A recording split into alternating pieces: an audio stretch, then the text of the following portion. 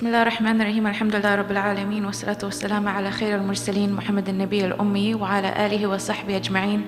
سبحانك لا علم لنا إلا ما علمتنا إنك أنت العليم الحكيم. رب اشرح لي صدري ويسر لي أمري واحلل عقدة من لساني يفقهوا قولي. The sister, she asked an amazing question, a very powerful question. She said, after watching this video, she said, if I wanted to make sure that I live a life that is ethical in every single facet, how can I do it? She said, every choice that I make, every product that I buy, I want it to be a principled decision. So how do we live this fully ethical life right now, right here in America? And it opened a discussion. And one of the things that we realized is we can't fully answer her question unless we act together as a collective. Because there are certain things we can do as individuals, but it can only go so far. And when I read the question to prepare for this, I actually thought, for some reason, the way that I read it, which shows you the difference between a novice and the teachers, I thought it was talking about Islam and the environment. You know, how are we doing a good job in taking care of the earth?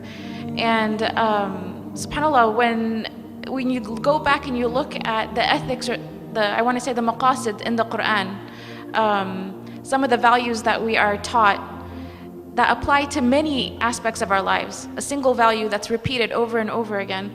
One of them is the issue of wastefulness. This is repeated in the Quran in different ways and in the life of the Prophet Muhammad ﷺ. And then another area that's very big is building.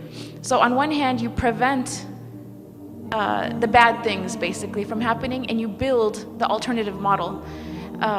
And I've noticed that in the Quran, the issue of wastefulness is usually tied to an imagery of food, consumption.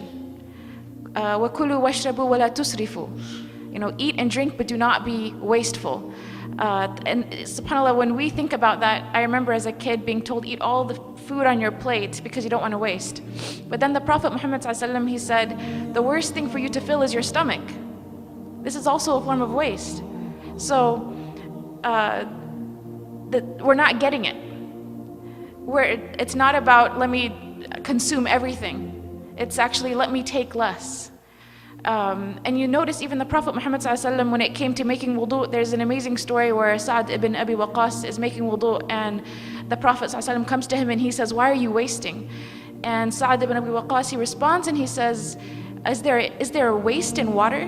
And the Prophet ﷺ, he says, yes, even if you were by a flowing river. And it was said about him that he would return the excess water when he was making wudu ﷺ back into the river. And so this, what it shows is it's an ethical issue. It goes back to the heart. It goes back to having taqwa of Allah subhanahu wa ta'ala.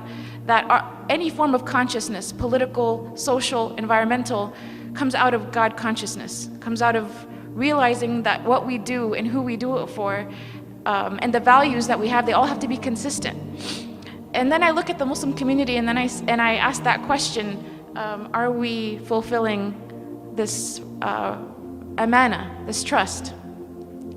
And again, at an individual level, it's not good to be pessimistic. I would say that we are attempting, but there is a long way to go. And I think one of the problems still for us is that we need to come out of our shell as a community and participate. So, alhamdulillah, we have recycling bins in the masjid. That's a start. Recycle. Feel some level of responsibility and amana when it comes to waste. But we're not creating the alternative model. And when I look back at that sister's question, when she says, I want every decision I make to be based on, to be a principled decision, to be an ethical decision, that requires education. We need to know the stories behind the foods and the products. You know, Allah subhanahu wa ta'ala saying in the Quran, فَلْيَنظُرِ الْإِنسَانُ إِلَىٰ طَعَامِهِ, that let man look at his food. Food has a story to tell. When we look at anything that is being served, whether it's the water in the hotel, or food at home, there's a story of farmers, there's a story of genetically modified foods, there's a story of labor unions, there's a story of abuse, there's a lot of history behind the food that we eat. We're not supposed to just consume mindlessly. We're supposed to think about it and know the story and then practice those values.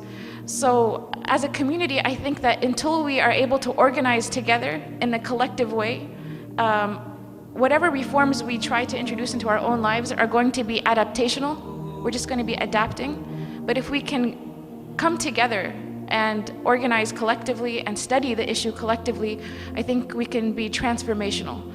And that's what I hope, inshallah, the future holds for us, is for the Muslim community to participate in this discussion within the wider discourse in America, but not from a position of that we have nothing to come with. No, we have the values. We just need to go back and do the work ourselves, organize effectively, and then present this alternative model. I don't think any one of us could live a life that is ethical in every decision that we make unless we're able to come together and study what that means.